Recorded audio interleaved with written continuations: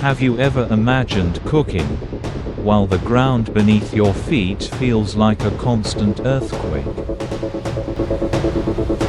Out in the North Atlantic, in the dead of winter, there is a place where that isn't imagination, it's daily life.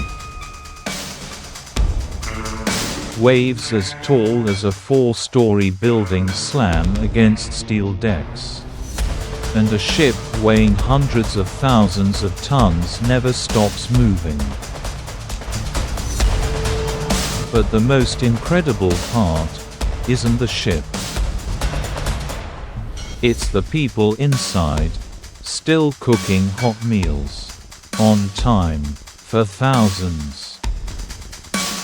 Every single day, over 17,000 meals are prepared, with no grocery stores, no delivery trucks, and no second chances. And they do it for months at a time, in an ocean with no pause button. It sounds extraordinary, but for the US Navy, it's simply the standard. I used to think the power of an aircraft carrier came from its jets, its missiles, its advanced weapons. But the deeper I looked, the more I realized something rarely talked about. These ships don't really run on weapons. They run on logistics. Because if you can't feed 5,000 people in the middle of the ocean for 90 days, then every other form of military power becomes meaningless. In this video, we're going to step inside a world very few people ever see, where a kitchen isn't just a place to cook, but a perfectly engineered survival system. We'll explore how they cook through 40-foot storms, how they run a floating food factory in the middle of the ocean, and why all of this is the true foundation of modern naval power.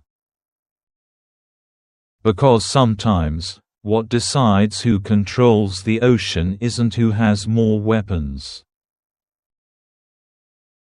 but who can stay out there longer. And that story begins in a kitchen. If you stood on the deck on a calm day, everything might feel almost ordinary. But when winter rolls across the North Atlantic, the ocean begins to change its personality. 40-foot waves, as tall as a 4-story building, are no longer unusual.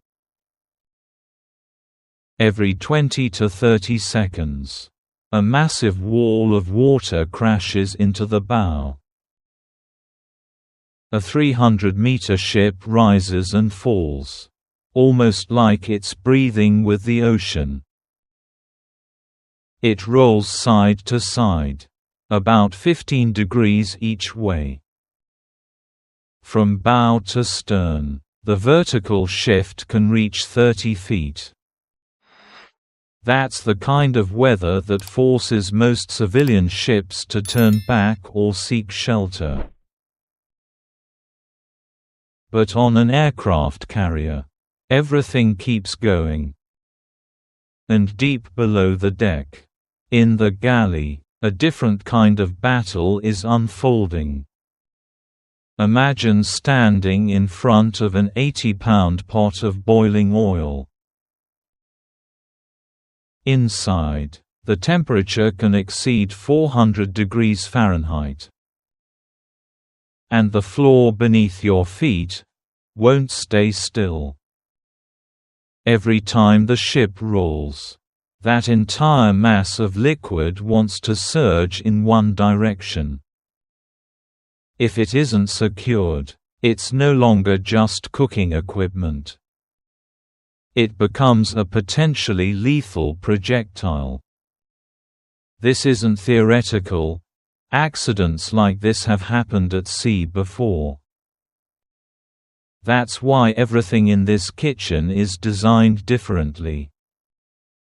Pots are secured with clamps and chains. Serving lines are mounted on gimbal systems, keeping them level as the ship moves. The steel deck is coated with anti-slip surfaces and constant drainage.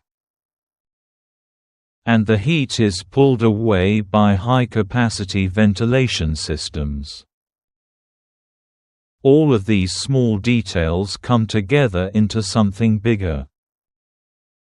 A system that allows humans to operate steadily, in an unstable environment. What's remarkable is that they're not just surviving those conditions. They still have to serve every meal on time. There's no option to pause because of bad weather. Because above them, flight operations are still ongoing. And thousands of people still need fuel to keep doing their jobs. The lesson here isn't about bravery. It's about how systems are designed to reduce risk. When the environment becomes uncontrollable, the solution isn't to try harder. It's to build systems smart enough to keep everything running. And when you look at how a kitchen operates in a 40-foot storm, you begin to realize this isn't just a story about cooking. This is a story about scale. Because keeping one pot from spilling is one thing.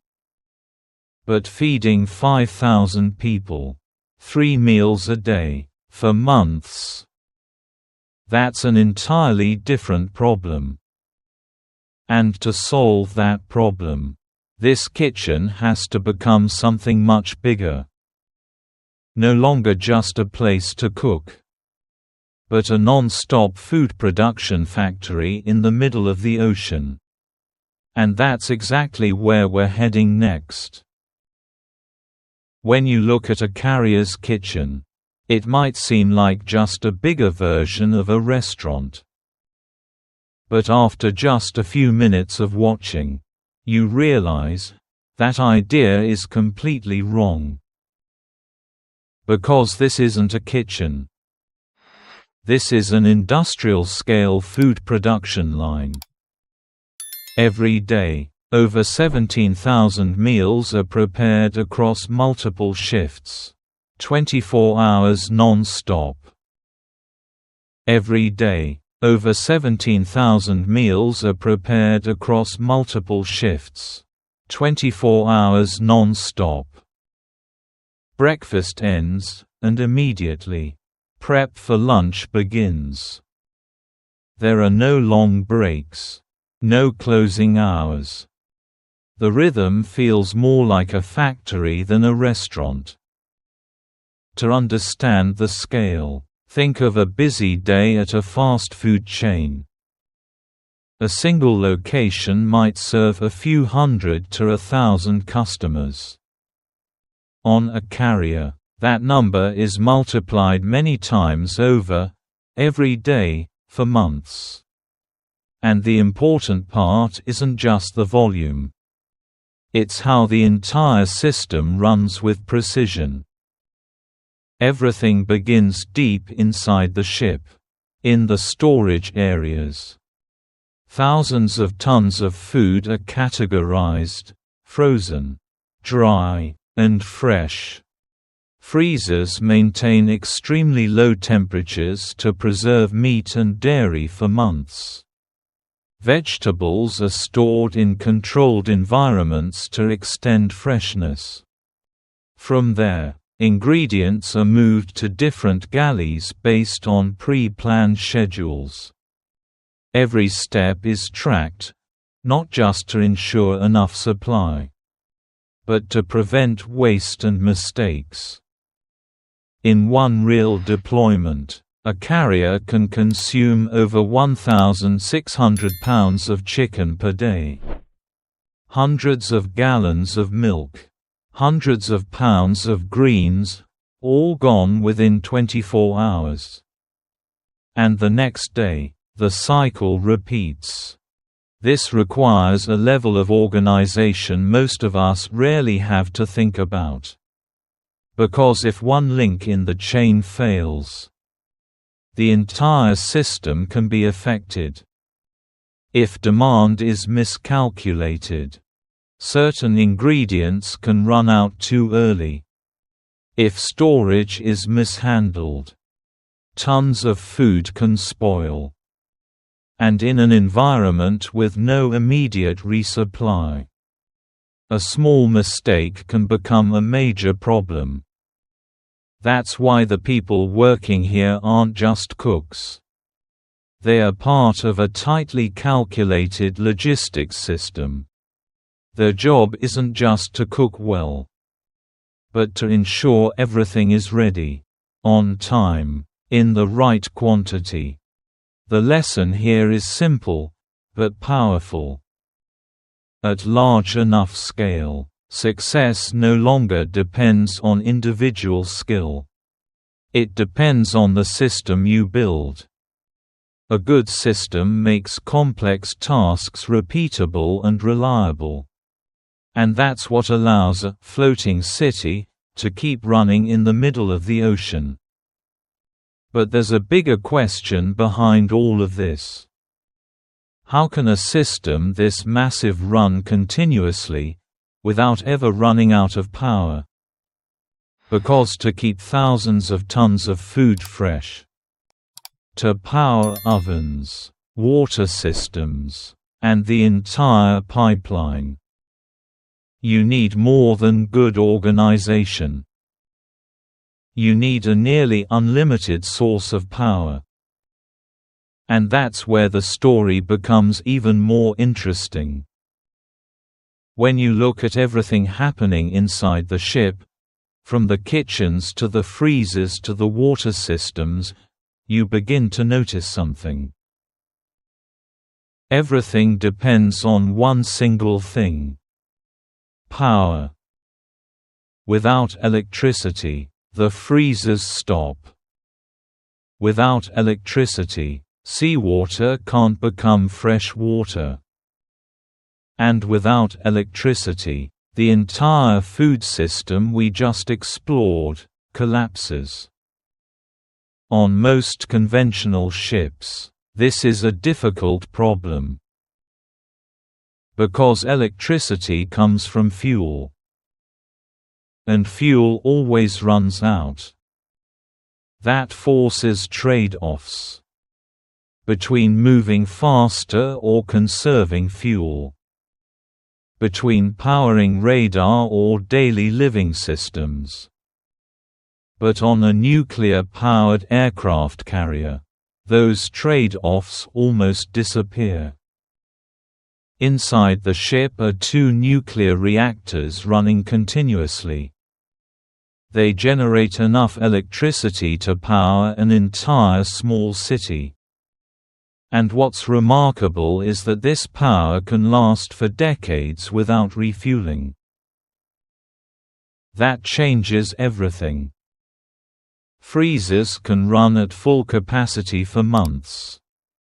Seawater is continuously converted into hundreds of thousands of gallons of fresh water every day. Ovens don't need to shut down, fresh bread can be baked day after day.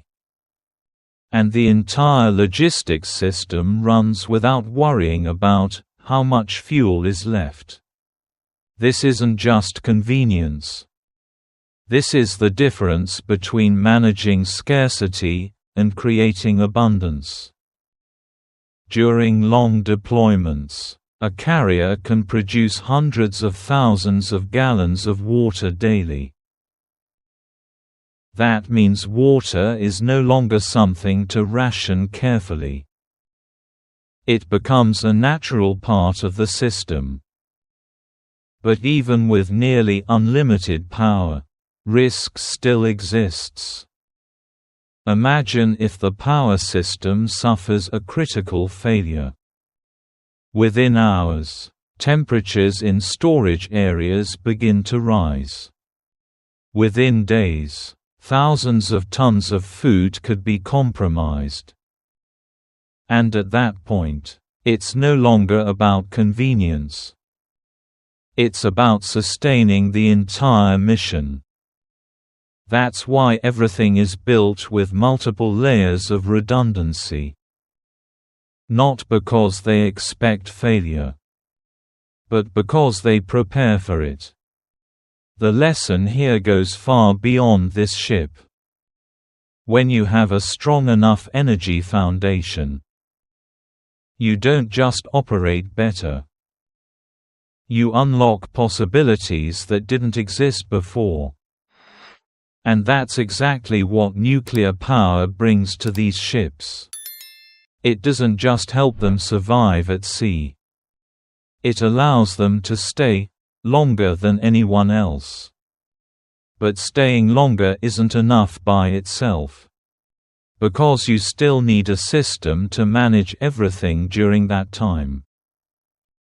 A system that can store, distribute, and replenish resources without returning to land. And that's the next step in this story. When a ship leaves port, it's not just a journey out to sea. It's the moment everything has to start running on its own.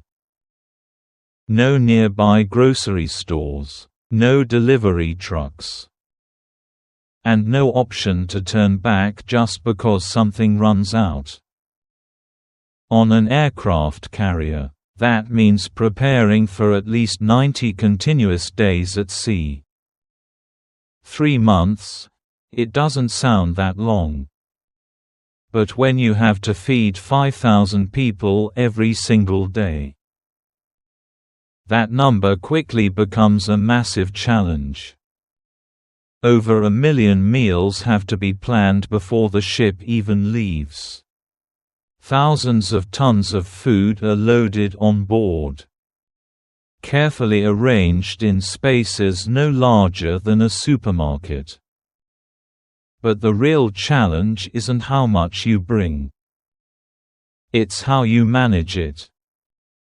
Inside the ship, every type of food has its place. Meat, dairy, vegetables, all tracked for temperature, time, and expiration. Cold storage runs non-stop to keep everything in optimal condition. And management systems track every unit of food being used. If an ingredient runs low, menus are adjusted immediately. If a batch nears expiration, it gets used first. Everything is rotated with precision. This minimizes waste, and more importantly, keeps the system from breaking. But even with careful planning, 90 days is a long time. And eventually, the ship will need more supplies. That's when one of the most remarkable operations takes place. Out at sea, a supply ship moves alongside. The two ships sail side by side, only a few dozen meters apart. Cables are stretched between them. And hundreds of thousands of pounds of supplies begin to transfer. All within a matter of hours. No docking required. No stopping needed. The ship continues its mission. This isn't just resupply. This is how the system sustains continuity. If this process fails, the ship may be forced to withdraw earlier than planned. And that directly impacts the mission. So everything has to be executed precisely. from speed and distance between the ships to timing and weather conditions. The lesson here isn't about storing as much as possible. It's about building a system that can adapt and keep operating. Because in an uncertain environment, sustainability is what truly matters. And that's what separates presence from sustained presence.